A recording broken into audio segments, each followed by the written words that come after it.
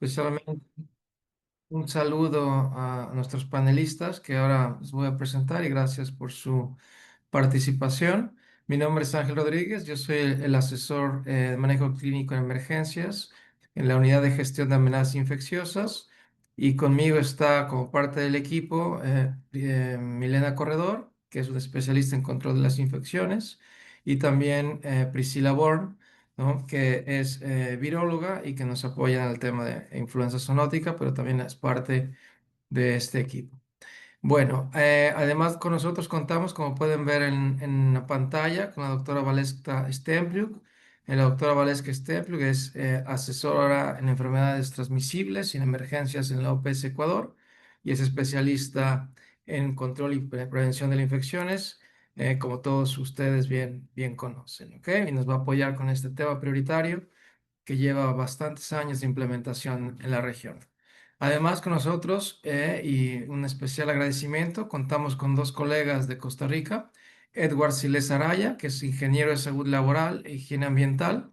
Él trabaja para la Caja Costarricense de Seguro Social desde hace 18 años y actualmente labora en el área de salud ocupacional como supervisor regional.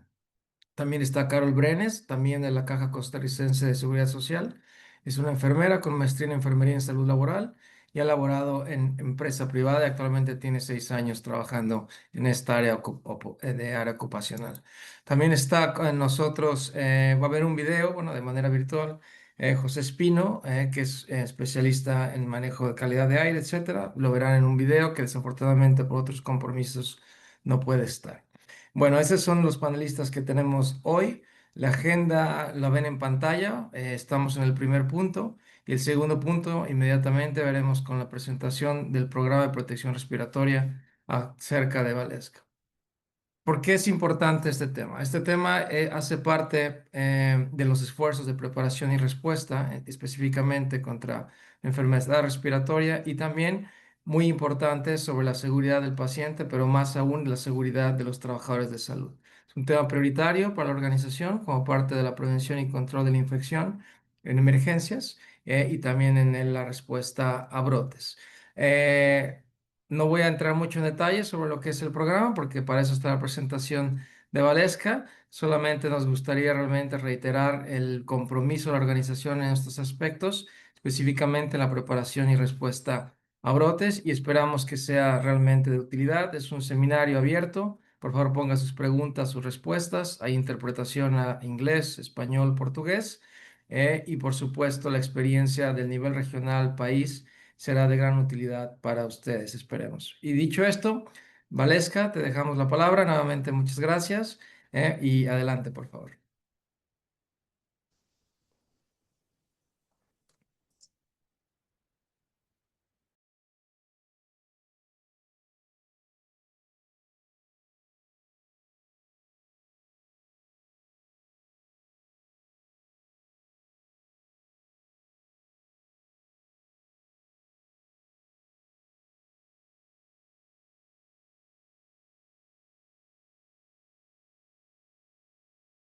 For me, I am pleased to be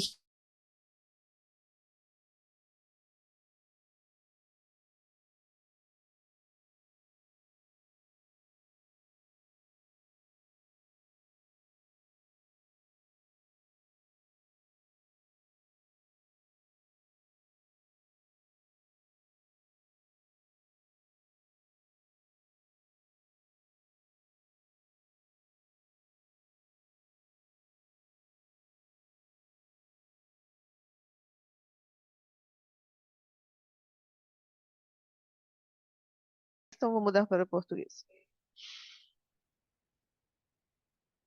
Quando começamos a pensar em el problema de proteção respiratória, há três aspectos que são fundamentais que todos nós outros, como trabalhadores de saúde e como profissionais de saúde ocupacional, temos que ter em conta, conhecer o problema. O doutor falou um pouco acerca de isto, é um problema de situações de emergência, como foi a Covid-19, e também situações do dia a dia. Temos pacientes em nossos hospitais que ligam com enfermidades del aire. Outro tema que é muito importante é que temos que conhecer nosso entorno, nossos riscos, os peligros que temos em los serviços de saúde e as medidas de controle disponíveis para minimizar os riscos. E o terceiro, que constitui um programa de proteção respiratória. Em la maioria dos países, é muito incipiente, estamos em desenvolvimento, vamos conhecer a experiência de Costa Rica, pero é fundamental, apesar de la negligência por muito tempo em nossa região. Eu quisiera trazer a discussão do problema que temos. Conhecemos o problema, pero para começar a discussão, eu tenho os dados del Informe Global de Tuberculose e podemos ver que a tuberculose é uma enfermidade endêmica em nossos países, conhecemos, sabemos bem diagnosticar, pero se transmite todavia em los serviços de saúde. Quizás seja o mais grande exemplo de enfermidade que dia a dia põe em risco a saúde de nossos profissionais. A gráfica mostra os países em que os trabalhadores de saúde têm um risco mais grande de transmissão de tuberculose e tem relação com as atividades que eles exercem no dia a dia. As pessoas todavia estão infectando-se dentro do serviço de saúde com infecções respiratórias que podem ter um programa de proteção respiratória. O que aumenta o problema? Na maioria das vezes, pensamos que estamos protegidos porque usamos uma mascarilha KN95 ou outros tipos de respiradores, mas na verdade não estamos usando os recursos que temos porque a mascarilha não está bem fijada na cara ou por vários outros motivos.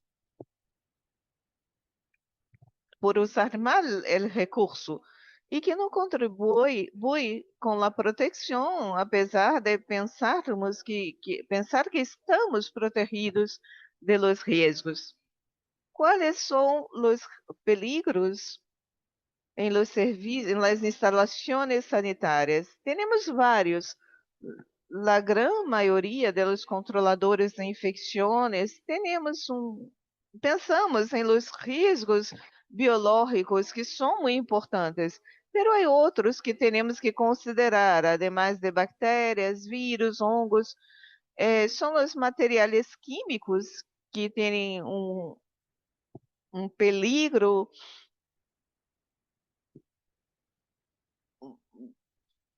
de infecções respiratórias, peligros ergonômicos e de radiação que não são respiratórios, mas estão aí, não podem ser desconsiderados. Algumas enfermidades respiratórias ocupacionais que não são riscos biológicos estão aqui e que são desta exposição contínua que temos de los agentes que causam problemas de saúde. Uma série de enfermidades que temos dentro do hospital, porque as pessoas vão ao hospital para tratar dessas enfermidades e temos que proteger os profissionais de saúde. Temos antrax, temos aspergilose, varicela e herpes zoster. Há muitos pacientes que se internam por isso.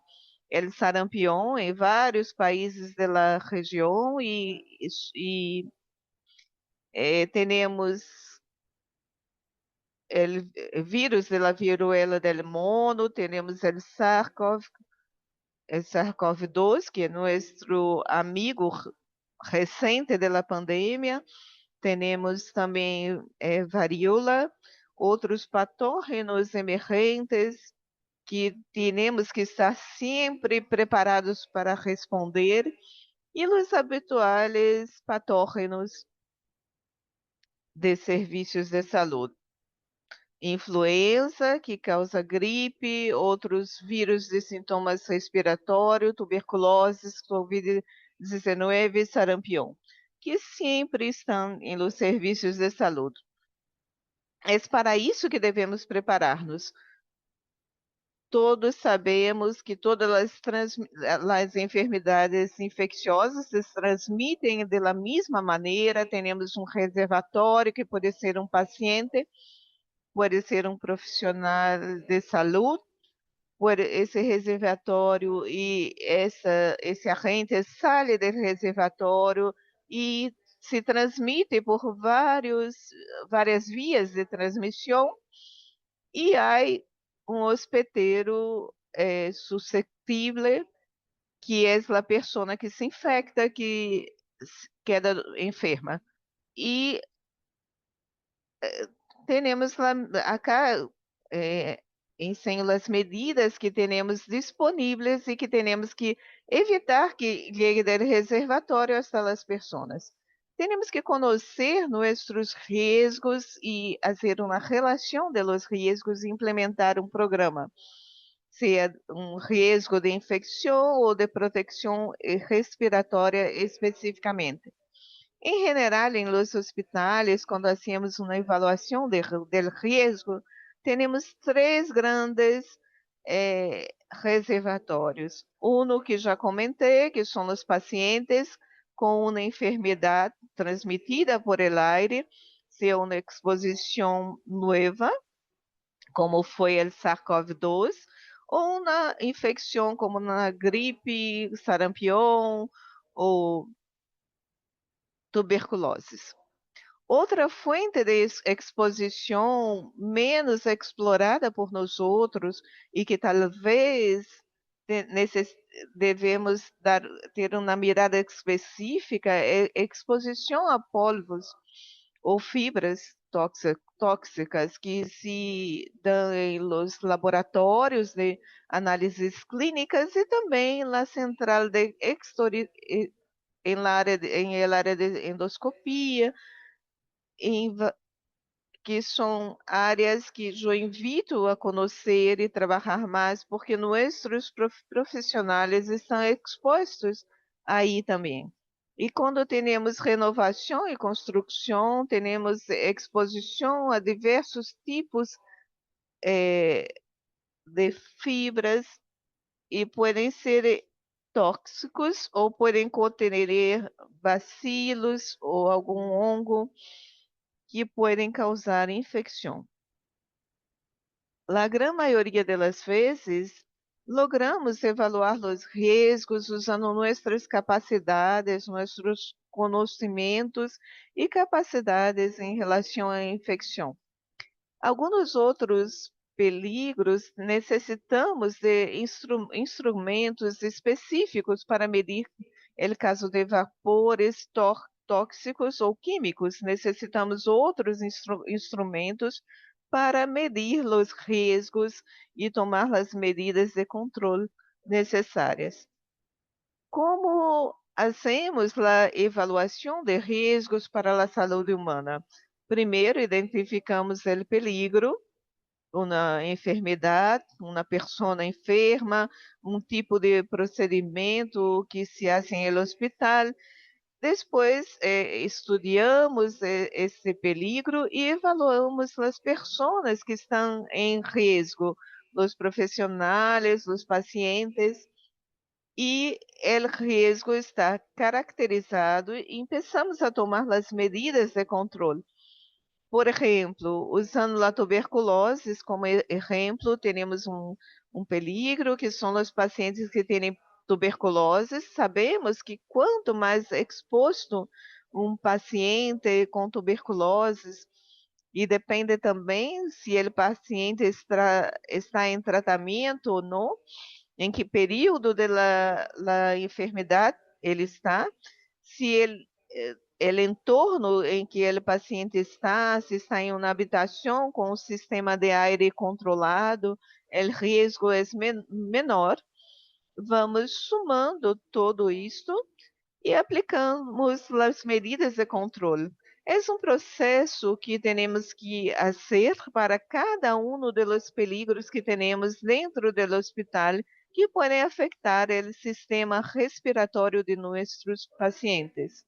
Outro aspecto importante é que, em geral, nós outros centramos nossas ações em el uso do equipo de proteção personal. Pero quando vemos a pirâmide hierarquia de controle ou de diminuir algum risco respiratório, vamos ver que o menos efetivo é o equipo de proteção individual.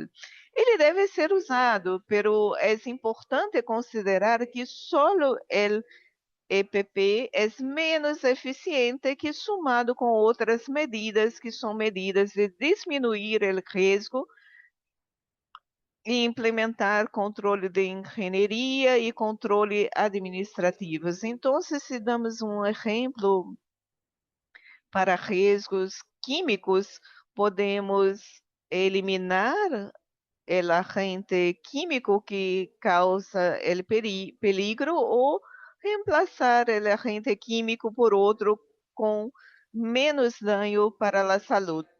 O sistema de engenharia são campanas, sistemas de ventilação que podem generar o intercâmbio de aire e garantizar que o aire tenha uma concentração menor de agentes químicos, diminuir o tempo de exposição, que as pessoas possam trabalhar menos horas expostas. E, finalmente, temos o uso de equipo de proteção individual, que podem ser proteção de olhos, mascarillas específicas e pode ser o uso de guantes. Quando pensamos em riscos biológicos, temos como eliminar ou substituir. Estamos seguros que todos os profissionais de saúde estão vacunados, controles de engenharia, habitações aisladas, aire filtrado, extraído mecanicamente ou naturalmente desta habitação. Temos como controles administrativos, higiene de manos, por exemplo, a implementação e seguimento de isto, e principalmente os procedimentos estándares do cuidado do paciente e um equipo de proteção personal, o uso de guantes, de delantal e de mascarillas que diminuem a exposição do profissional de saúde. Outra vez, o mensagem: tenho que implementar um conjunto de medidas que vão diminuir o risco do paciente de quedar enfermo ou do profissional de saúde. Como desenvolvo um programa de proteção respiratória? Esse programa, como qualquer programa que se desenvolve no hospital, ele tem que ser uma planificação, tem que escrever e tem que fazer uma avaliação. O primeiro passo é que temos as pessoas responsáveis, temos a asignação das responsabilidades, fazemos a avaliação de riscos, selecionamos os respiradores, descrevimos os procedimentos, como vamos implementar o programa, fazemos exames médicos em los profissionais e trabalhadores da saúde para que puedan usar as mascarillas, os equipos de proteção personal. Hacemos as pruebas de ajustes há um programa de mantenimento e avaliação. Em general, e por muito tempo, centramos o programa em las pruebas de ajustes e ter o equipo de proteção personal. Ter um programa de proteção respiratória vai mais allá de pruebas de ajustes e de programas e de equipos de proteção personal. E isso está descrito em manual da OPS. Asignar responsabilidades é importante porque o programa tem muitos componentes. Necessitamos de vários expertos de várias áreas, pessoas que puedan evaluar os profissionais de saúde, capacitar os trabalhadores, e por isto, este grupo tem que ser competente em proteção respiratória e deve estar composto por vários profissionais, com as responsabilidades determinadas. A avaliação de riscos, já comentei, há que conhecer todos os riscos. Existem vários instrumentos. Esse é um exemplo de como evaluar os riscos e os riscos que devem ser evaluados. Há que evaluar os peligros químicos e pensamos onde vamos lograr essa informação de cada um dos compostos químicos que se usam e como vamos saber os peligros. A resposta está cerca.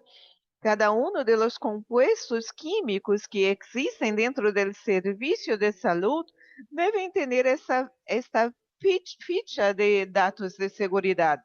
Podem buscar e conhecer o que é o composto e saber os peligros que implicam para a saúde humana e determinar as medidas que devemos tomar para diminuir os riscos. Acá temos exemplos da ficha de segurança. E esta ficha também apresenta a proteção respiratória que devemos usar. Em la ficha temos alguns términos que são muito importantes, como limites máximos permitidos, e para medir o limite máximo permitido dentro do serviço de saúde, necessitamos equipos, como mencionamos ao princípio. É importante conhecer os limites, poder medir-los para minimizar os peligros em relação aos agentes químicos. O melhor exemplo que temos de um risco mal medido é o glutaraldeído. Muitos hospitais, quase todos, usam o glutaraldeído, que é um componente químico para fazer desinfecção de alto nível de equipos médicos, pero o glutaraldeído não sempre medimos e evaluamos, e os profissionais de saúde não têm os equipos de proteção personal para usá-lo e têm um entorno não têm um entorno com ventilação adequada. Quando falamos de los riscos biológicos, temos que conhecer qual é o tipo de precaução, porque não todo que é transmitido por via aérea é igual. Sabemos que teremos gotas que viajam em uma distância mais curta e temos que estar cerca da fuente ou do paciente. E as gotitas que são que se quedam em el aire mais tempo. Conhecendo tudo isto, teremos muita evidência científica de como se previne a transmissão das partículas infecciosas, se a transmissão por via aérea ou gotitas, ou por ou las mais cercas da fuente. Então, se é transmitido por gotitas,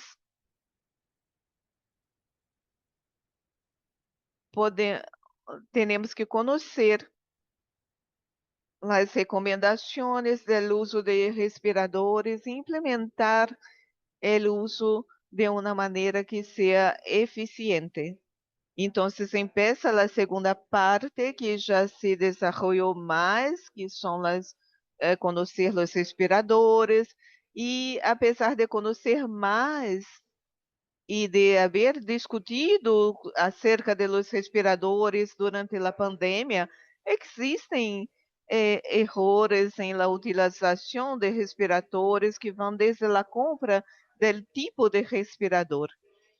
E é importante selecionar o respirador, é importante saber que tem um tempo de uso, tem tamanhos diferentes e o respirador tem que ser provado, fazer pruebas em el respirador antes de usar.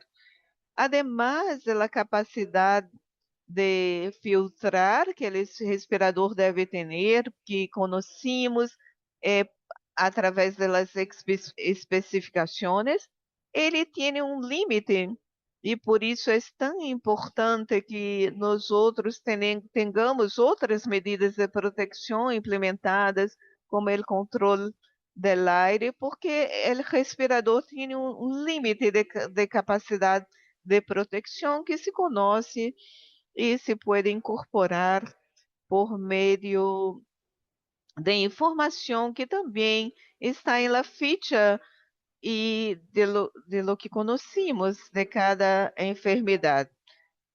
Encontramos respiradores necessários em los hospitais.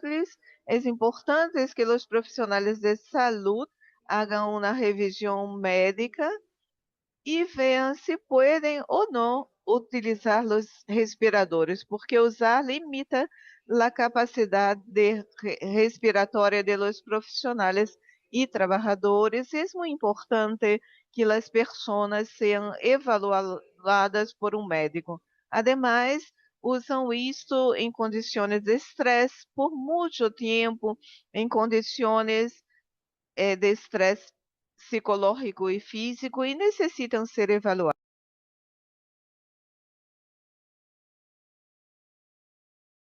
Hay muchos instrumentos en nuestra guía de OPS y parámetros que van a estar evaluados.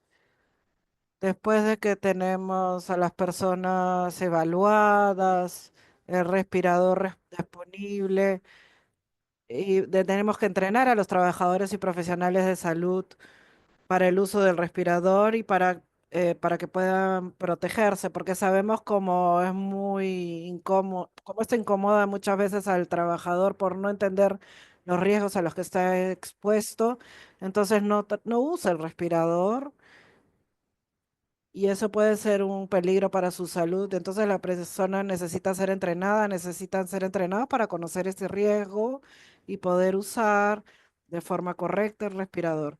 Esto incluye también el uso del respirador, o sea, poder usarlo y estar con él, y también incluye el FITEX. Y estas personas deben ser reentrenadas cada 12 meses y reevaluadas también cada 12 meses. Las pruebas de ajuste que, como comenté, sean las prácticas que más conocemos dentro de todo este programa. Tiene que ser hecha con varios modelos de respirador. Y nosotros tenemos un procedimiento ya estandarizado que en muchos países ya se implementó. Una vez definido cuál respirador es el respirador que mejor se ajusta o que ajusta perfectamente al rostro de una persona, esta persona tiene que tener ese respirador disponible para poder ejecutar sus actividades.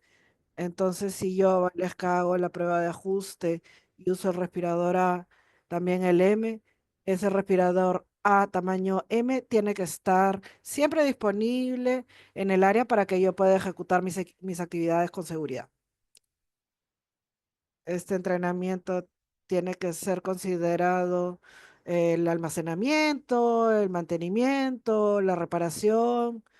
Se elimina porque no todos son descartables, van a ser mantenidos y esto tiene que ser parte del entrenamiento y de este programa. Y finalmente, lo que tenemos muy importante es que todas estas acciones están descritas y puedan ser evaluadas. Entonces sabemos que como principio básico de calidad de atención de servicios de salud, todos nuestros programas y todos nuestros procedimientos tienen que estar por escrito, como vemos la oportunidad ahora de muchos de nosotros de comenzar un programa, implementar un programa nuevo de servicios de salud. Es muy importante que este programa esté descrito desde el comienzo. Y en esta también está incluido cómo este programa será evaluado como programa y también cómo nosotros vamos a poder implementar las medidas de mejora de este programa de protección respiratoria. Me extendí un poco, me pasé un poco de mi tiempo, agradezco mucho y estoy atenta a todas las preguntas al final de la sesión. Muchas gracias. Muchas gracias, Valeska. Excelente presentación, muy completa y por supuesto da la antesala a la siguiente presentación que tendremos.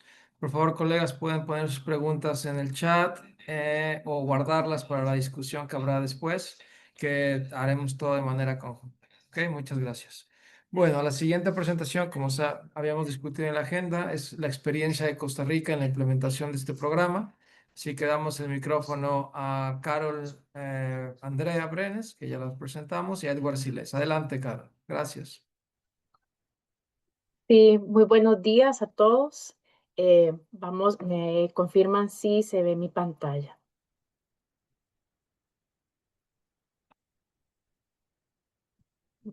Compartir.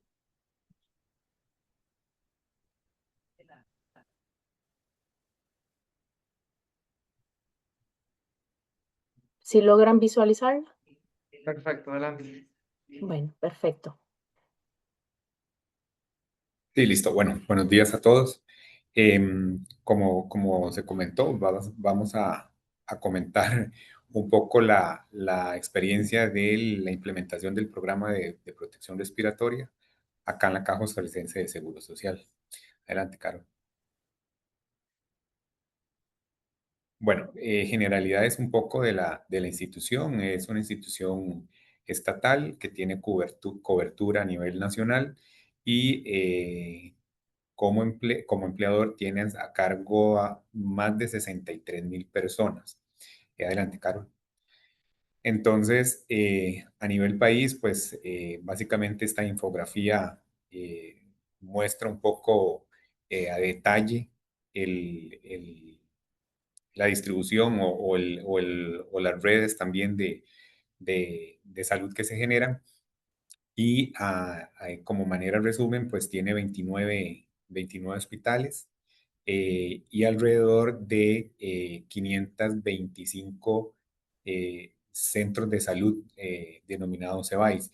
Como podemos ver, igual tiene toda la cobertura nacional y pues se rige a través de todo el aparato estatal. Adelante, Carlos. Entonces, ya hablando un poco del cómo fue la implementación del programa, en esta línea de tiempo, pues podemos ver cómo en el 2023, a inicios de año, se hacen el primer contacto con la OPS y la institución. Y para el mes de enero y febrero se da todo el proceso de la donación y la recepción de los kits. Para mayo, se hace la primera capacitación, se capacita el primer grupo de administradores del programa, como más adelante lo vamos a ver, y está a cargo de la OPS. Para junio de ese mismo año se vuelve a hacer una segunda capacitación, pero a cargo ya de la institución, específicamente de compañeros de acá del área de salud ocupacional. Igual ya cuando se tenía todo establecido y ya los kits estaban en los niveles, en los hospitales o en las áreas, bueno, en el área de salud que se iba a desarrollar el plan piloto.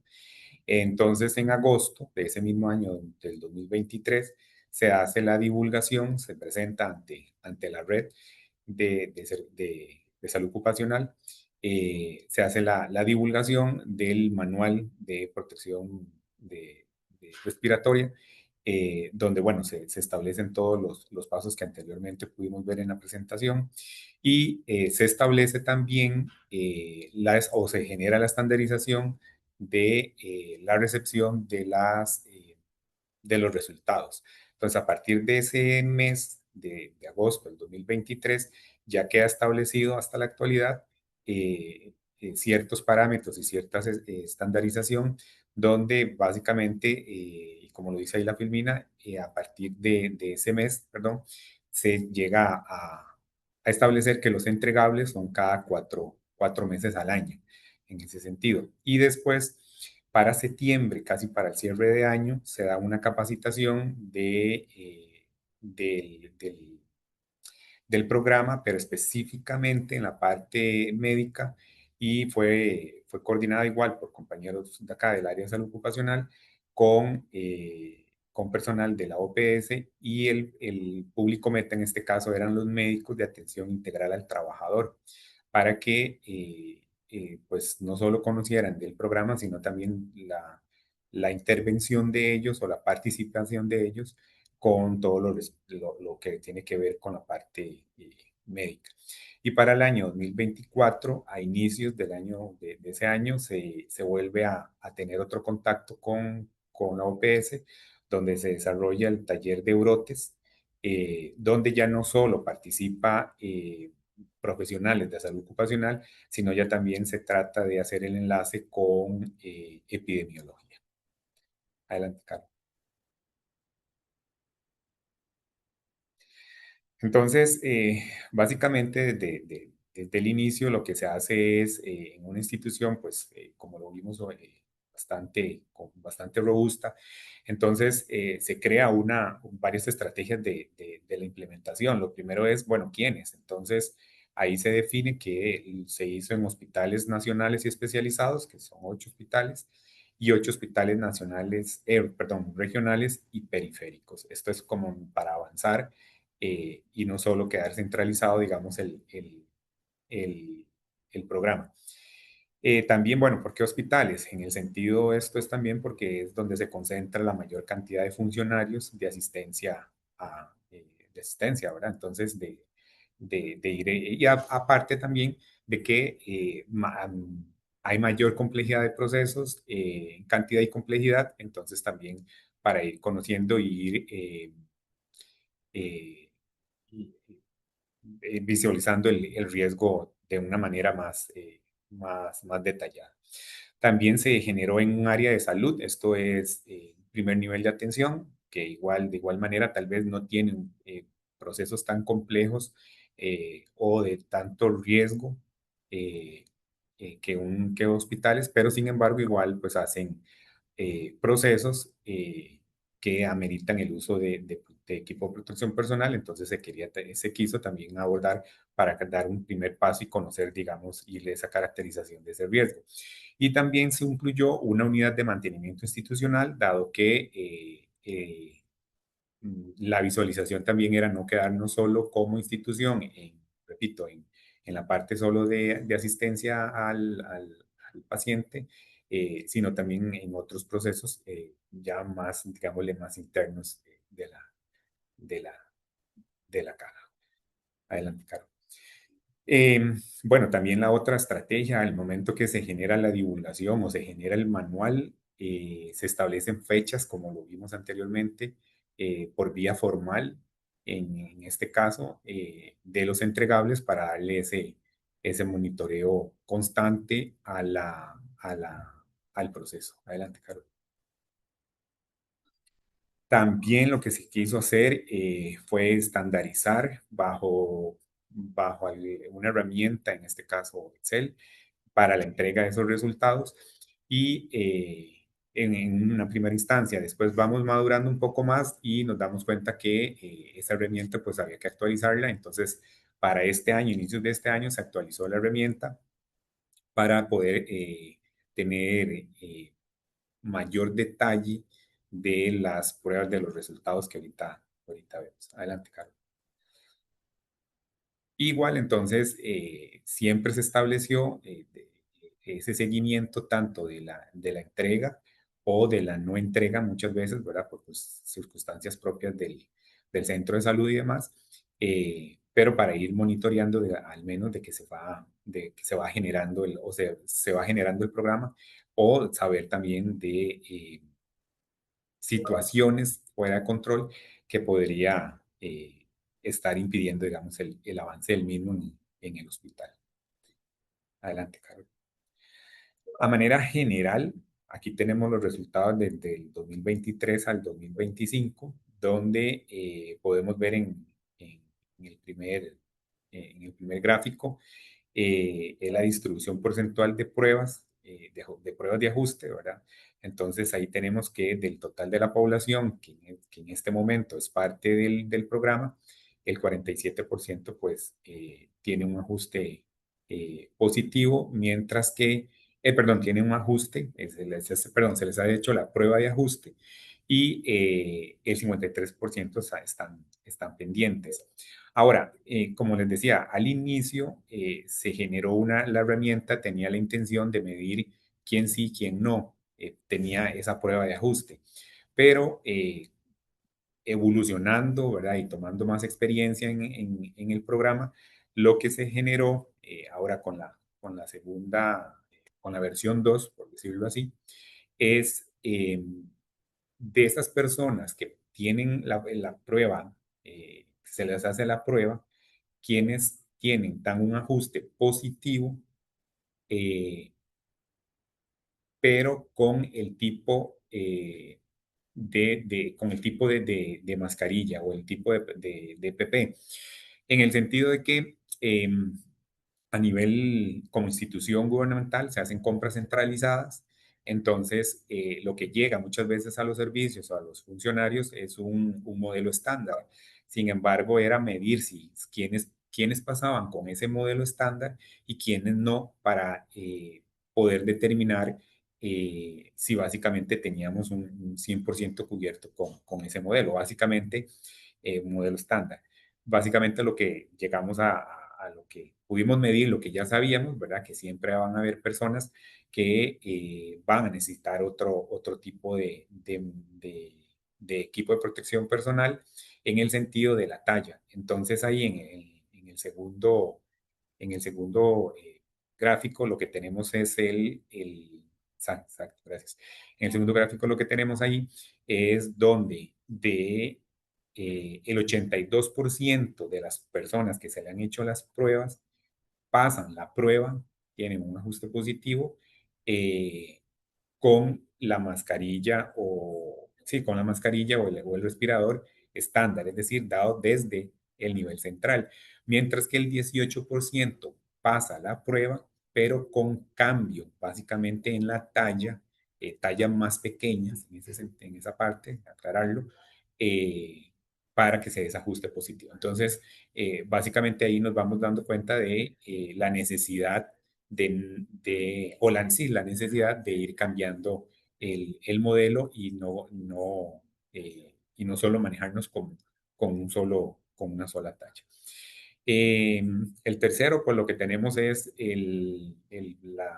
la distribución porcentual igual de las valoraciones médicas. Entonces, en este caso, el 32% del total actual de personas de personas funcionarias que están dentro del programa tienen la valoración médica y pues el 68% aún están pendientes.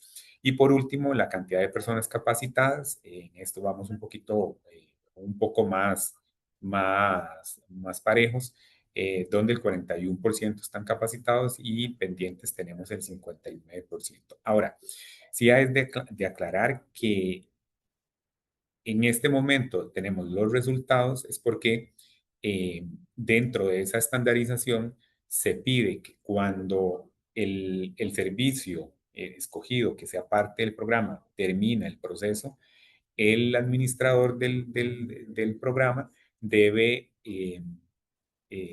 buscar o añadir digamos, otro servicio o grupo ocupacional de interés.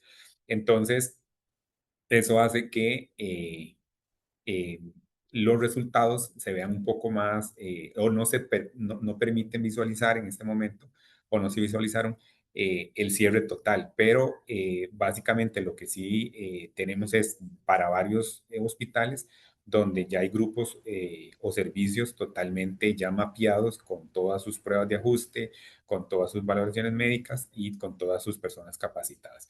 Pero entonces, básicamente cada vez, como vamos pidiendo resultados año a año, y la incorporación de nuevos servicios o de nuevo personal que sea parte sujetas al programa, básicamente pues siempre vamos a tener, cada vez nos crece más, entonces los números nos van a dar un poco más hacia la parte de pendientes. Pero en general sí tenemos unidades donde ya el programa pues ha cerrado con éxito en varios de los servicios o grupos ocupacionales eh, eh, prioritarios. Adelante. También entonces dentro de los componentes del programa, Carol, puedes darle enter.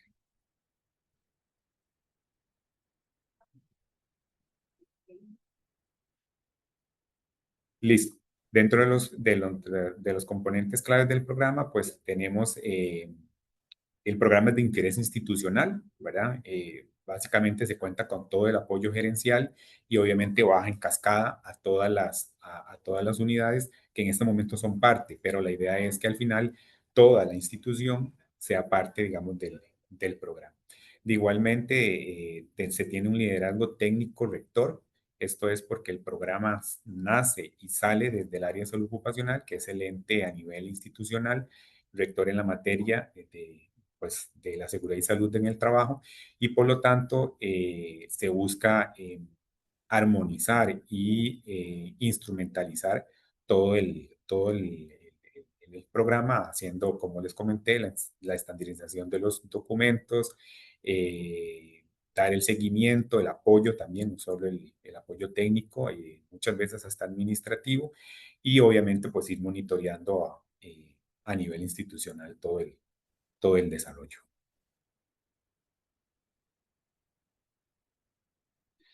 Tenemos también la capacitación, como les comenté, la administración del programa.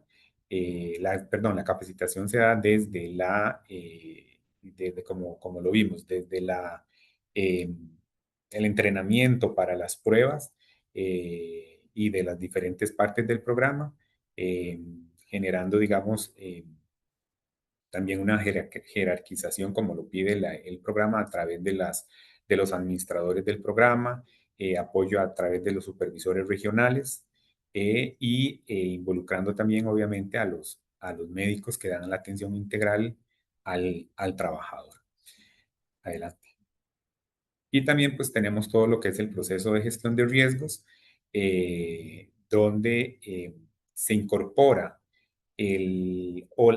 la idea es incorporar el programa dentro de toda esa gestión del riesgo ocupacional de la institución y por lo tanto se está trabajando en incluirlo en un sistema, una herramienta informática llamada Sistema Institucional de Salud Ocupacional, donde se pueda caracterizar aún más ese riesgo y se pueda darle toda esa trazabilidad a través, digamos, de esta herramienta informática.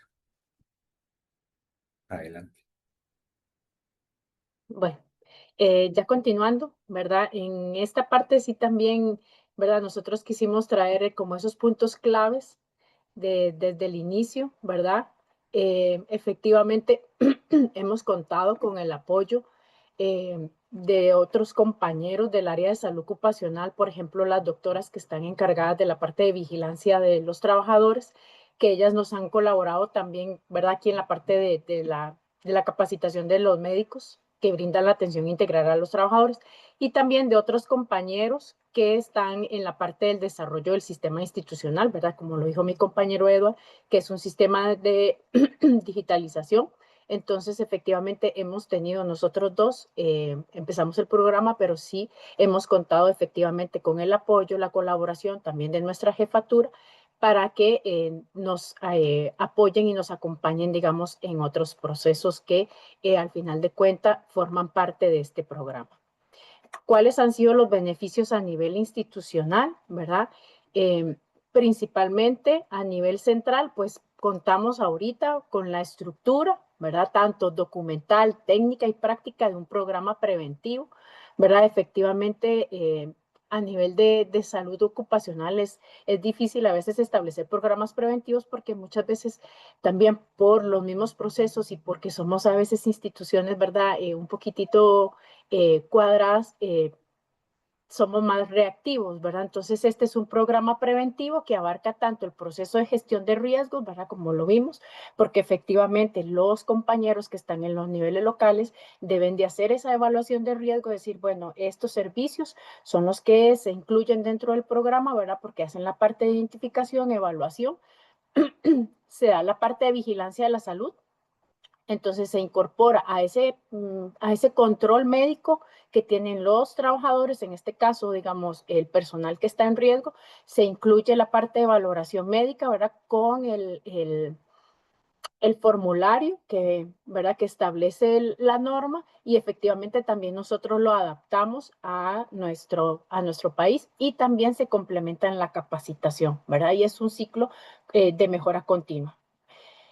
También es un conocimiento, se da el conocimiento del estado del riesgo y de las medidas de control de EPP a través de la entrega, ¿verdad? de los resultados y la generación de acciones iniciales ante un vacío de conocimiento, ¿verdad? Que teníamos, porque efectivamente también nosotros en el momento de la pandemia éramos el ente también encargado de hacer la valoración de los respiradores que iban a ser entregados en los servicios, ¿verdad? O en las unidades de atención, en este caso COVID.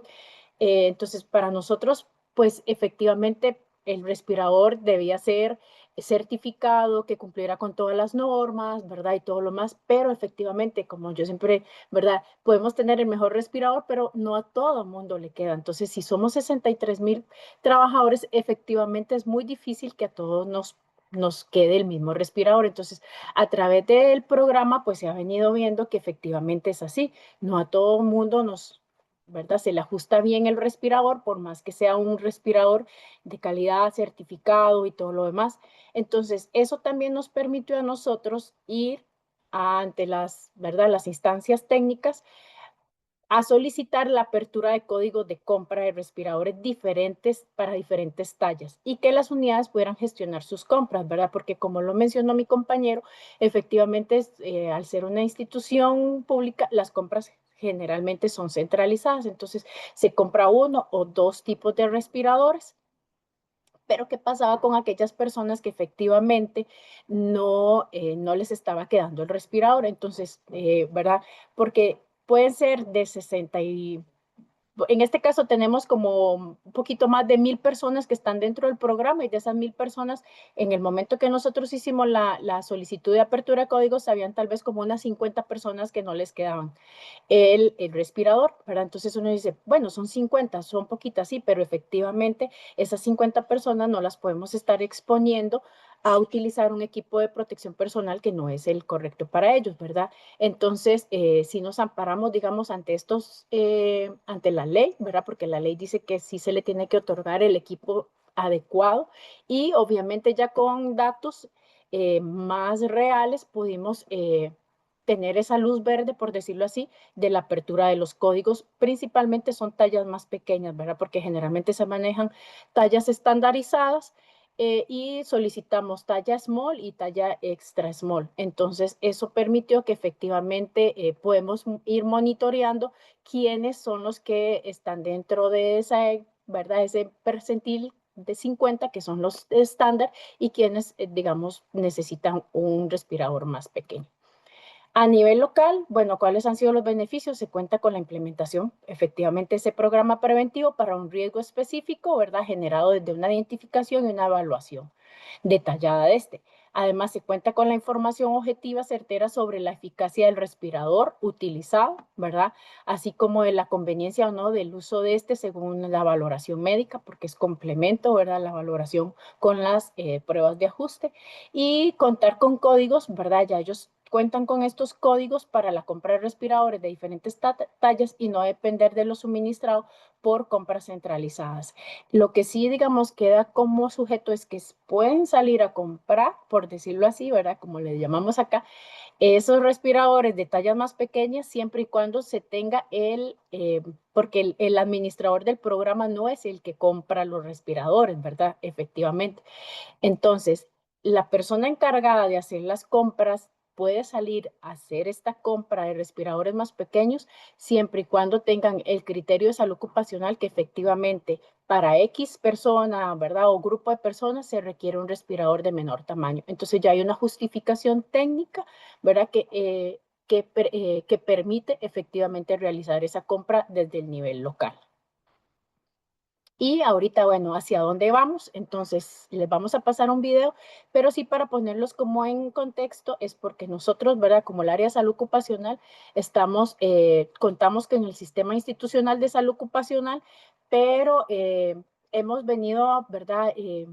Adaptando o haciendo crecer este programa, entonces todo aquello que para nosotros es de interés, contar con datos reales, al día y estandarizar, entonces lo hemos ido involucrando efectivamente en el sistema. Entonces ahorita el sistema en la parte de evaluación de riesgos, en la parte, perdón, de gestión de riesgos, si hay un apartado donde dice que si el riesgo que se está identificando efectivamente responde a un riesgo respiratorio. Entonces, si ponen que sí, entonces nosotros también podemos filtrar cuáles son todos los servicios a nivel institucional que tienen la exposición a riesgo respiratorio, ¿verdad? En este caso, y que efectivamente también los vamos viendo si están dentro o no del programa.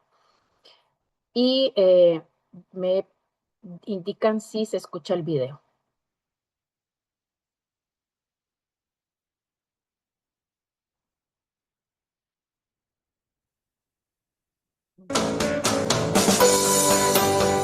¿Sí se escucha?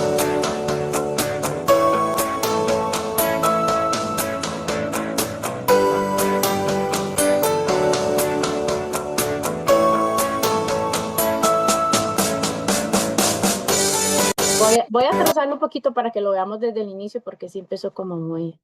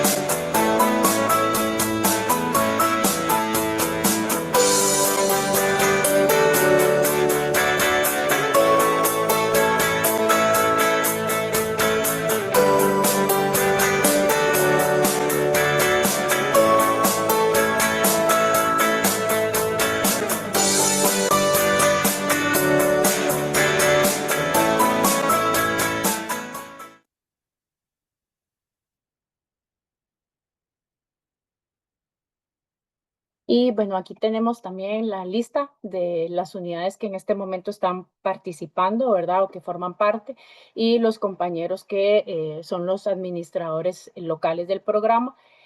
También se cuenta con, ¿verdad? Con supervisores regionales que efectivamente dan también el apoyo a las unidades que están a su cargo, efectivamente para igual la implementación y el desarrollo. Y eso sería nuestra presentación y nuestra experiencia y quedamos anuentes a cualquier duda, consulta al finalizar. Muchas gracias. Gracias. Gracias a ustedes, Carol, Edward, excelente experiencia, ¿no? Presentación y además mostrando cómo el programa, ¿no? No una actividad aislada, sino cómo se ancla a la salud ocupacional, que es uno realmente de un éxito, ¿no? De esta implementación. Así que felicidades. Colegas, gracias por Gracias. estar continuando en este seminario. Vamos justo a la mitad de la agenda. Ahora continuaría un video, ¿no? Les pediríamos que lo escuchen. Me parece que entre 8 y 9 minutos sobre la calidad del aire en instituciones de salud, ¿no? Que es también crítico para esto. Por favor, vayan poniendo sus preguntas en el icono Q y A que está ahí para poder ir respondiendo y si no, al final del video y la presentación de lecciones aprendidas, habrá una discusión general, ¿no? Esperando terminar en los próximos 30 minutos. Gracias a todos y adelante. Por supuesto, la grabación quedará y agradecer al doctor, al ingeniero José Carlos Espino, ¿no? Que nos apoya y que no pudo estar porque está en una misión, pero que nos ha dejado un video muy importante. Cambio.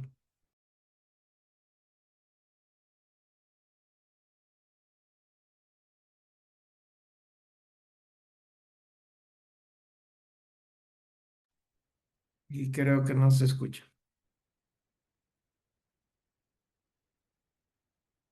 Ocasión vamos a conversar brevemente acerca de la calidad del aire interior en instalaciones de salud.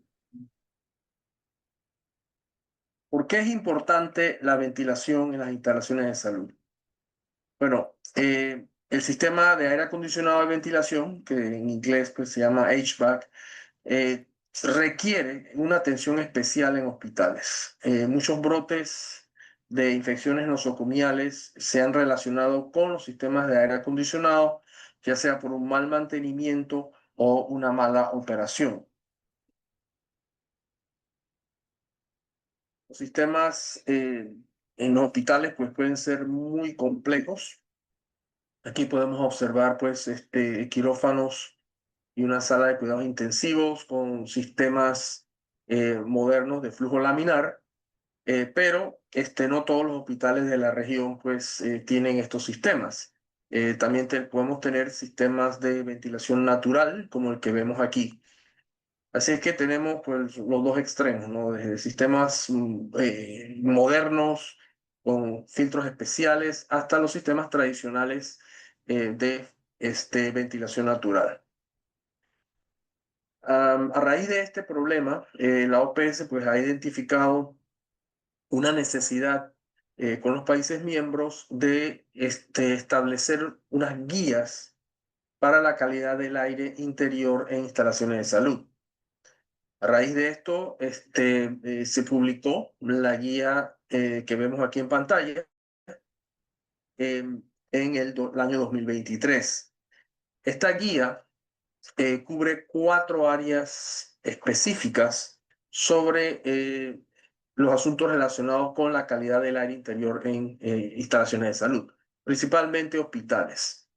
Las 4 áreas incluyen ventilación, confort térmico, filtración y presurización. Estas son las áreas principales que debemos atender para garantizar una calidad del aire apropiada en nuestros hospitales. Vamos a hablar brevemente acerca de cada una de ellas. La ventilación es importante y eso va a depender mucho de los sistemas de aire acondicionado que tenga el hospital. La ventilación consiste en la cantidad de aire que movemos, principalmente también aire exterior que vamos a introducir dentro de las áreas. Y esta ventilación nos va a ayudar a controlar los contaminantes que se generan dentro del hospital. Si tenemos una mala ventilación, los contaminantes, que son muchos, se van a acumular dentro del hospital. Entre ellos podemos mencionar pues, gases anestésicos, vapores generados por desinfectantes, formaldehído, en fin, hay una gran cantidad de contaminantes que se generan en hospitales que debemos controlar. Para eso entonces utilizamos principalmente la ventilación. Así que esto es uno de los conceptos más importantes que debemos cubrir, o que debemos atender más bien en lo que se relaciona a la calidad del aire interior en las instalaciones de salud. También, pues, el sistema de ventilación nos va a apoyar, nos va a ayudar a establecer la dirección del flujo de aire dentro de las áreas críticas, como por ejemplo los quirófanos. Otro parámetro muy importante, sobre todo en los países de la región tropical, es el control de la humedad y la temperatura. No solamente por el confort térmico, sino también para controlar el crecimiento microbiano dentro de nuestras instalaciones de salud. Aquí podemos observar crecimiento de moho en un hospital, que es un problema serio, sobre todo en los países del área de Centroamérica y Caribe, por pues las altas humedades que se dan, ¿verdad? Y esto es una de las cosas que controlamos con los sistemas de ventilación y aire acondicionado de nuestros hospitales. El otro parámetro importantísimo que también se cubre en la guía es los sistemas de filtración que tienen los aparatos de aire acondicionado, y que deben cumplir con una serie de requisitos mínimos para garantizar la limpieza del aire dentro de nuestros hospitales. Esto es un parámetro pues, que muchas veces no se maneja, sin embargo tiene una gran importancia en la prevención de infecciones asociadas a la atención de salud. El cuarto y último parámetro, y no por eso quiero decir que no sea importante, es el control de la presión diferencial. La presión diferencial nos va a ayudar a garantizar que el aire se mueva de áreas limpias hacia áreas sucias. Por ejemplo, pues me imagino que muchos han escuchado que los quirófanos deben ser presión positiva. Esa diferencia de presión, ese control de esa presión, nos va entonces a ayudar a poder asegurar esto. También tenemos áreas que tienen presiones negativas, como por ejemplo las salas de infecciosos, las salas de aislamiento, ¿no? Esto también lo controlamos con la presión diferencial.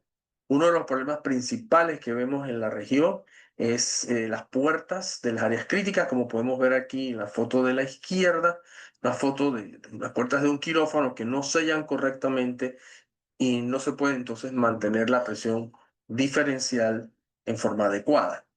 Entonces, básicamente, esta guía que hemos creado en la OPS, pues va a ayudar a los países a poder asegurar una buena calidad del aire en sus instalaciones de salud.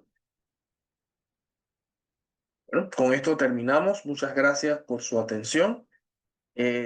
Quisiera pues mencionar también que a través de la OPS podemos apoyarlos en esta gestión de la calidad del aire en sus instalaciones de salud. Se pueden poner en contacto con su oficina local. Este proyecto lo iniciamos, como dije, en el 2023 y ya hemos cubierto más de 10 países en lo que se refiere pues a soporte técnico y entrenamiento al personal. Muchas gracias por su atención y espero poder verlos en un futuro. Hasta luego.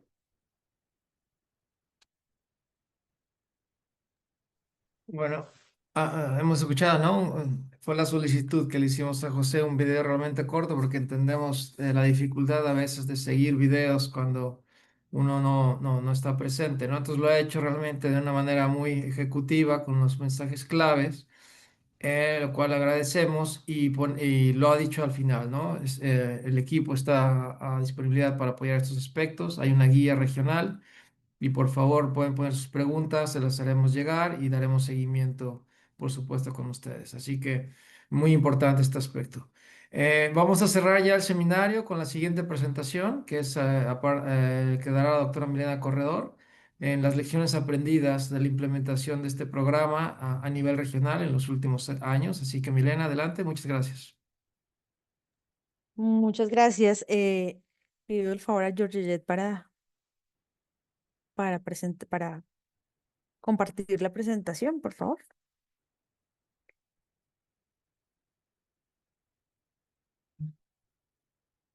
Bueno, mientras que subimos la presentación, queríamos, gracias. Bueno, creo que lo que nos han mostrado de Costa Rica es una presentación, una muestra muy clara de los avances que se han tenido en este proceso de implementación frente al tema de los retos y nuestro programa de protección respiratoria a nivel de la región. La siguiente, por favor. No, esa matriz que está, o sea, esta Bueno, entonces en esta presentación vamos a hablar algo del curso virtual que se ha publicado, el manual de protección respiratoria que también ya tenemos en las versiones en español, en portugués y en inglés, y asimismo el proceso de implementación y los retos que tenemos frente a este proceso. La siguiente, por favor. Como ustedes han podido ver, bueno, este curso se publicó en el 2023. También está disponible en la página de la OPS y de todo lo que tuvimos, que vivimos en ese momento, encontramos una cantidad de oportunidades para el abordaje de la transmisión por vía aérea. Y uno de estos es pues la necesidad de conocimiento y de información frente a este tipo de riesgos respiratorios. La siguiente, por favor. Es por esto que el curso que se presenta, que está en inglés y en español, el cual empezó en enero del 2024 y a la fecha, pues hemos tenido un total de 55.000 personas aproximadamente, creo que para hoy ya es un poco más, matriculados y certificados tenemos 37.000 de diferentes países de la región. Como les decía, este es un curso que tenemos en español y en inglés y presenta los módulos del programa de protección respiratoria, obviamente con el soporte técnico, con toda la información y toda la evidencia científica que hemos tenido en este curso. La siguiente, por favor. ¿Qué ha sido importante? Realmente este curso nos ha contribuido en el fortalecimiento de la capacidad de los establecimientos de salud para este manejo de riesgo respiratorio. Y como ustedes pueden ver, hay diferentes tipos de profesionales que han venido participando en estos cursos. Siguiente, por favor. Como les mencionábamos, el manual de protección respiratoria lo publicamos, la versión en inglés desde el 2023. Este documento pues ha sido una guía técnica que también ha apoyado el fortalecimiento del conocimiento en toda esta parte del riesgo respiratorio. Lo que nosotros hemos buscado con este tipo de guía es diseminar la información que se requiere para el programa, qué herramientas, qué ayudas deben tener para la creación y la implementación de este programa tanto a nivel nacional como a nivel institucional. Asimismo, lo que nosotros estamos buscando es que las instituciones y los países trabajen en esa identificación de riesgo respiratorio en los trabajadores sanitarios y de esta manera, pues obviamente ya identificando esta priorización, empezar a trabajar en la mitigación de riesgo para este tipo de profesionales. Sabemos que hay países y en la región tenemos, como lo mencionaba Valesca, el tema de transmisión de sarampión, tuberculosis. Asimismo, como ustedes han podido ver, no solamente es el tema de transmisión de patógenos, sino también de algunos aerosoles, de algunas sustancias que se manejan al interior de las instituciones y que no las veíamos tan claras como cómo abordar también ese riesgo. La siguiente, por favor. Asimismo, este proceso pues lo hemos realizado pues hemos realizado capacitaciones. En este momento tenemos 12 países con entrenamiento en esta parte de protección respiratoria.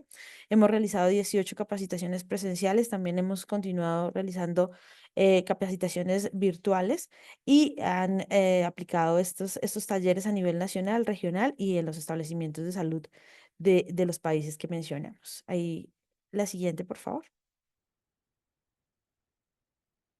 Adicionalmente a estas capacitaciones que hemos brindado y a este seguimiento que hemos hecho, como pueden ver, también se hizo una distribución de kits de pruebas de ajuste para complementar todo el programa a estos países y actualmente tenemos a 582 participantes entrenados en estos países y a los cuales también les hemos hecho pruebas de ajuste realizadas.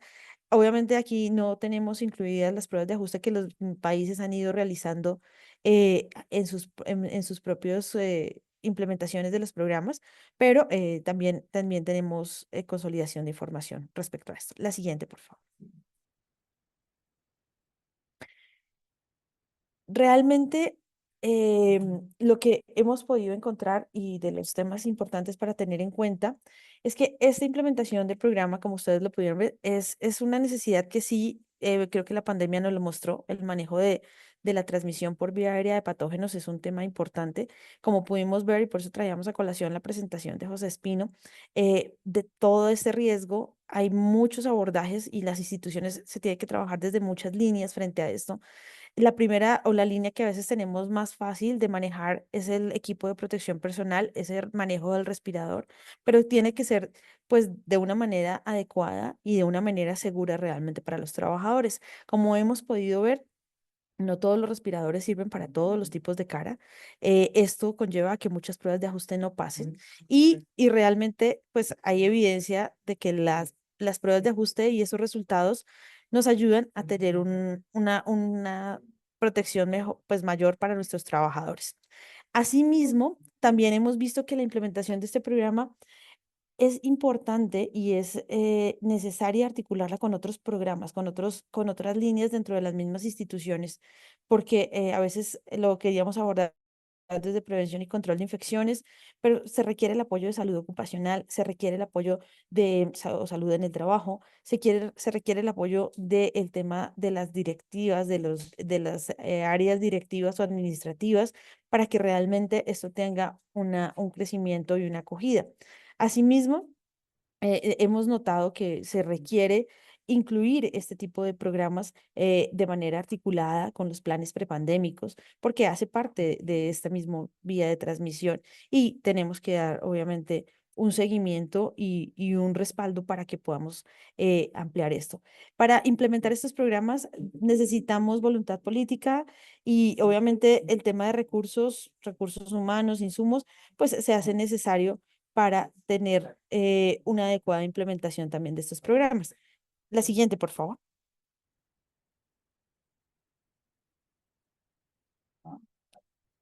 Para la anterior, gracias. Es importante y lo que hemos visto es la identificación del riesgo respiratorio en los trabajadores. Hay múltiples publicaciones, creo que la evidencia científica es clara en esos riesgos, en ese manejo, por ejemplo, de gases, de vapores sin ningún control, que también puede llevar a tener afectación en la salud de los trabajadores a largo plazo, no solamente generación de brotes, sino también otro tipo de patologías, pues obviamente crónicas para los trabajadores. Para nosotros es importante continuar en este trabajo, en esta implementación y obviamente los países que hemos venido capacitando y ayudando, pues continuaremos en esta misma línea. La siguiente, por favor. Creo que con esto termino este resumen de los avances que hemos tenido frente al programa. Para nosotros es un gusto pues haber generado diferentes documentos que han sido de consulta para mucha gente y para los países y continuar en este proceso de implementación.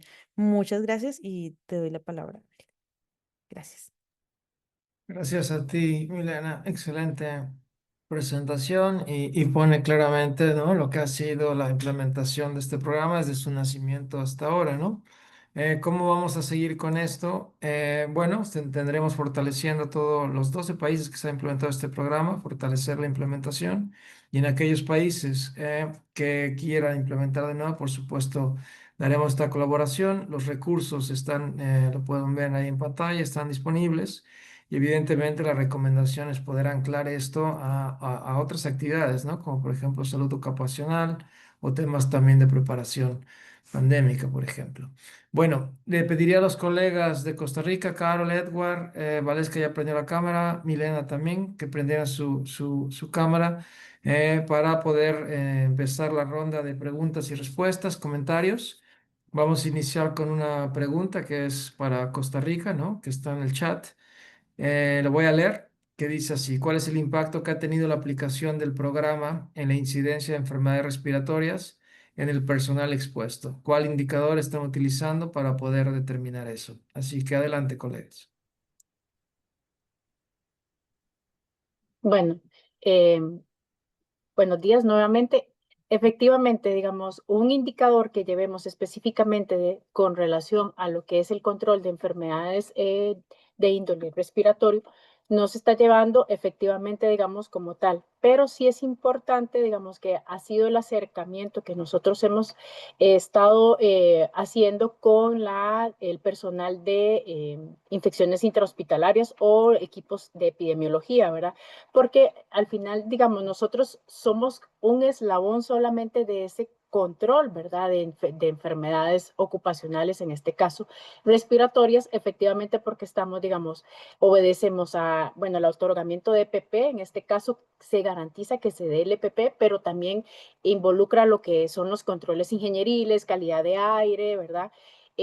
También la parte de manejo de brotes, que no lo llevamos nosotros, sino que lo llevan los compañeros de infecciones intrahospitalarias. Entonces, efectivamente, a nivel institucional, en el momento en que haya un aumento de enfermedades de este tipo, efectivamente se activan ¿verdad? Controles. En uno, pues está salud ocupacional viendo esta parte, digamos, que efectivamente hayan todas las medidas en cuanto a seguridad y salud, la parte de EPP, la parte de controles ingenieriles y todo lo que es el manejo de brotes, búsqueda, ¿verdad? ¿Cómo se llama? De casos y todo, lo hacen los compañeros de infecciones intrahospitalarias o epidemiología. Por eso también nosotros hemos querido tener ese acercamiento con ellos porque efectivamente, digamos, es un proceso que no solo lo llevamos nosotros, sino que lo llevan otras, ¿verdad? Otras áreas. Y creo que eso ha sido lo que a nivel de nosotros ha hecho como más enriquecedor, ¿verdad? Que efectivamente estamos salud ocupacional, también está la parte médica, con lo que es también la parte de vacunación, ¿verdad? Tenemos un lineamiento que es obligatorio para los trabajadores de la institución, cuál es el esquema de vacunas que deben de tener al día y efectivamente, digamos, las jefaturas tienen esa responsabilidad de verificar, ¿verdad? Que efectivamente se cumpla junto con, digamos, por ejemplo, los médicos de atención integral. Nosotros, digamos, llevamos el monitoreo, bueno, en este caso mi compañero, de lo que son los accidentes y enfermedades laborales, ¿verdad? Entonces, podemos controlar todo aquello, controlar no, podemos identificar todo aquello que esté dentro, digamos, de esa cobertura de riesgos del trabajo, ¿verdad? Porque es lo que en este caso a nosotros nos compete, ¿verdad? La parte de enfermedades y accidentes del trabajo. Entonces, efectivamente, por ejemplo, en la pandemia, si veíamos, digamos, ese monitoreo de cuántos casos, ¿verdad? Eran COVID, porque efectivamente fue reconocido como un riesgo del trabajo aquí en Costa Rica, entonces llevábamos, digamos, ese monitoreo. Efectivamente, todavía, digamos, habrán casos muy rezagados, pero ese es el control, digamos, que nosotros llevamos, lo que son accidentes y enfermedades ocupacionales. Y ya cuando son enfermedades comunes, ¿verdad? Eso sí, nosotros no está dentro de nuestro alcance. Pero como les digo, sí es un trabajo que efectivamente no solamente le corresponde o a epidemiología o a salud ocupacional, sino que efectivamente cuando hay una simbiosis de ellos, ¿verdad? Tanto de estos dos procesos, creo que es la forma en que efectivamente se puede controlar, digamos, lo que son brotes, lo que son, digamos, ¿verdad? Ya la parte de la materialización del riesgo, ¿verdad? En este caso una enfermedad, TB o COVID o el que sea. Pero en este caso, digamos, no llevamos indicadores como tal de específicamente, digamos, de las enfermedades respiratorias, ¿verdad? Sino lo que son enfermedades ocupacionales y de efectivamente que ese personal que está expuesto efectivamente, digamos, esté dentro de ese programa y se le den todos los elementos necesarios. No sé si mi compañero iba a complementar algo. Gracias. Básicamente, recalcar lo que dice Carol, que es parte del hacia dónde vamos. en el sentido de que el riesgo respiratorio pues se vea como un todo en la institución y no solo, digamos, desde un ángulo que en este caso sería desde la seguridad y salud en el trabajo. Sería. Muchas gracias. No sé si quisieran complementar o algún comentario, Milena, Valesca, antes de... Sí.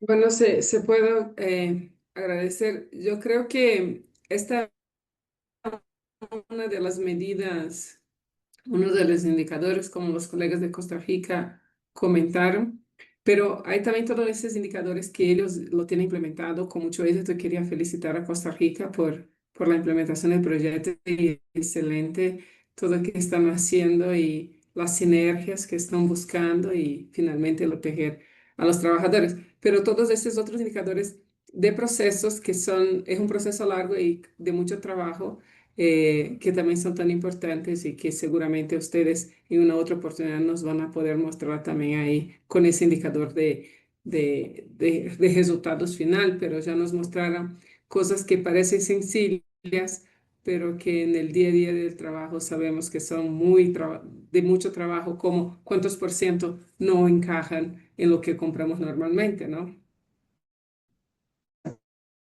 Los países así, nomás aprovechar la oportunidad de felicitar a Costa Rica por la implementación del proyecto. Gracias. Gracias, Valesca. Gracias. Hay un Nuris de Castro, nos pone un comentario acerca nos felicita, ¿no? A los ponentes sobre los temas de protección respiratoria, el tema de respiradores, cubrebocas y los objetivos de protección, ¿no? Que muchas veces no se toman en cuenta, específicamente la prueba de ajuste, ¿no? El tamaño de la máscara, ¿no? Es un comentario acerca de la relevancia del tema, así que básicamente. No veo otra pregunta, llegamos justamente a la hora. Ningún otro comentario. No sé, colegas, si quisieran hacer un comentario final de cierre, los panelistas. Sí, pues quería comentar frente al indicador que nos estaban diciendo, totalmente de acuerdo, este es un proceso que va iniciando, o sea, esta parte creo que es como la siguiente fase de ver todo este impacto que genera. Creo que teníamos claro y es una de las cosas que pudimos ver, perdón, ya, perdón. Una de las cosas que podíamos ver realmente en la pandemia, como lo mencionamos, creo que fue un tema crítico en muchos países, el tema de la protección respiratoria. Entonces, hay mucho trabajo por continuar implementando, invitando a los países a que se motiven. Realmente esta experiencia de Costa Rica nos muestra que hay muchos temas por mejorar, por trabajar, que no es nada del otro mundo, que no es imposible, que está a nuestro alcance y que realmente esto contribuye pues a que tengamos una seguridad tanto para nuestros compañeros de trabajo, para los trabajadores de la salud, como para nuestros pacientes. Entonces era para eso. Mil gracias y mil gracias por la presentación. Gracias. Gracias, Milena. Y bueno, les dejaré a los colegas de Costa Rica si nos pueden dar un mensaje final, un mensaje que le quieran dar a los países sobre sus lecciones, alguna recomendación, algo que les sirva a los colegas que están implementando o que están por implementar el programa. Adelante.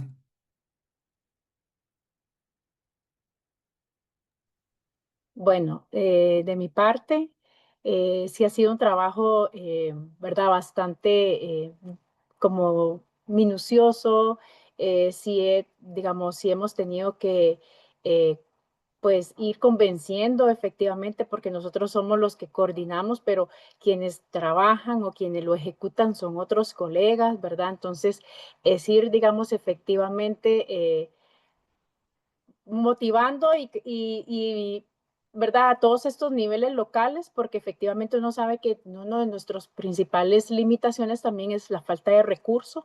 Ellos ya tienen, digamos, pues muchos procesos y ya meterles otro es a veces complicado, pero si nosotros desde un principio, ¿verdad? Establecimos que fuéramos poco a poco, que empezáramos con 3 grupos ocupacionales, luego ya una vez que completen esos 3, pasen a una siguiente fase, ¿verdad? Y vayan agregando efectivamente ¿verdad? Estos grupos, porque si tomamos, digamos, desde un inicio todo un hospital, por ejemplo, un hospital nacional, que tiene cerca de 6.000, 5.000 trabajadores, ¿verdad? Entonces, evidentemente va a ser muy complejo. Entonces, si nosotros desde un principio, ¿verdad? Fue como, tome los 3 primeros grupos ocupacionalmente expuestos prioritarios para usted, ¿verdad? Tal vez patología, no sé, infectología, neumología, ¿verdad? Entonces, ellos han ido trabajando, digamos, como poco a poco y es donde hemos ido como alimentando efectivamente el programa porque a veces uno quiere abarcar desde un principio muchas cosas, pero no se puede. Entonces, sí hemos ido, digamos, como dando ese acompañamiento y aparte de eso, pues también efectivamente si hay alguna unidad que está teniendo problemas, ¿verdad? Para implementación, pues que nos lo hagan saber para ver de qué forma nosotros o podemos apoyar o efectivamente dar un lapso. Por ejemplo, tuvimos un hospital que del todo no pudo, pero estuvo un año en un proceso de traslado, fue una construcción de un nuevo hospital, entonces uno comprende, digamos, estas situaciones y efectivamente lo que ha facilitado es esa comunicación abierta que hemos tenido nosotros con los niveles locales para ver efectivamente, digamos, si han tenido limitaciones, obstáculos y ver de qué forma nosotros o los supervisores regionales, que son como nuestros bracitos también, apoyamos o damos, digamos, prórrogas o todo lo demás. Entonces, sí ha sido un programa, digamos, promovido, pero no impuesto, ¿verdad? Así como se tiene que entregar a tal fecha, se tiene que abarcar el 100%, ¿verdad? Sino que nosotros lo que hacemos es que, ¿verdad? Como dijimos, establecimos las entregables y que efectivamente vamos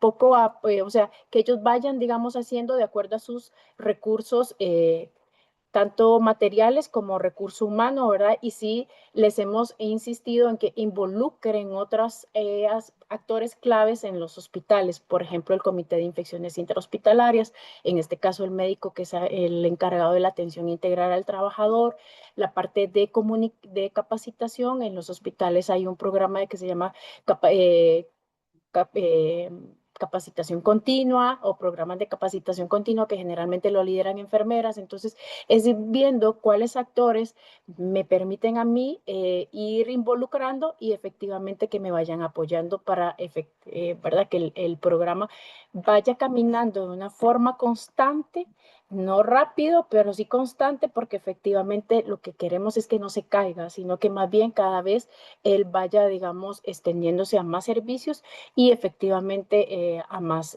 hospitales, digamos, cuando ya llega el momento en que vemos que efectivamente ya lo tenemos bien maduro, por decirlo así, o bien establecido en estas unidades, ya podemos pasar a otras unidades e irlas, digamos, capacitando. Ese sería mi consejo y mi aporte. Varios Gracias. consejos, Carol, muy buenos todos. Gracias. Edward, ¿quieres mencionar algo? Sí, no, ya, por último, creo que también, aparte de lo que ha dicho Carol, del seguimiento y del análisis también de los resultados, creo que por ahí es donde la divulgación de esos resultados también hace de alguna otra manera presión desde la base en el sentido de que un trabajador con conocimiento también se vuelve un aliado. Claro. Entonces, esta parte también es importante, que por eso las capacitaciones y sobre todo, repito, esos resultados, darlos a conocer para, porque ya un sistema con un conocimiento de que hay, de un faltante, pues entiende y mueve, digamos, toda su fuerza para poder solventar eso. Por eso es que creo que aquel 18% que les mostré, para nosotros viene siendo aparte de otros, pero viene siendo el resultado mayor de cómo también pudimos flexibilizar un sistema para que se dieran otras compras de otros respiradores de diferente talla y no solo quedarnos, digamos, en una visión centralizada de equipo de protección, de compra de equipo de protección. Sería. Excelente. Me sumo a las felicitaciones. Gracias, Carol. Gracias, Edward, por presentar la experiencia de Costa Rica. Excelente. Felicidades por la implementación. Por supuesto, gracias también a Milena, a Valesca, a Priscila, ¿no? Y vamos a cerrar este seminario. Por supuesto, reiteramos el compromiso del equipo regional para continuar implementando y fortaleciendo este programa con los países a través de nuestras oficinas país. Y no voy a, antes de cerrar, sin agradecer a todo el personal administrativo, Georgia y a los traductores, intérpretes que están aquí y todo el equipo de la Unidad de Gestión de Amenazas Infecciosas que nos apoya y hace que estos seminarios sea posible. Por supuesto, gracias a los países que se conectaron y seguimos en contacto. Que tengan buena tarde. Hasta luego. Gracias.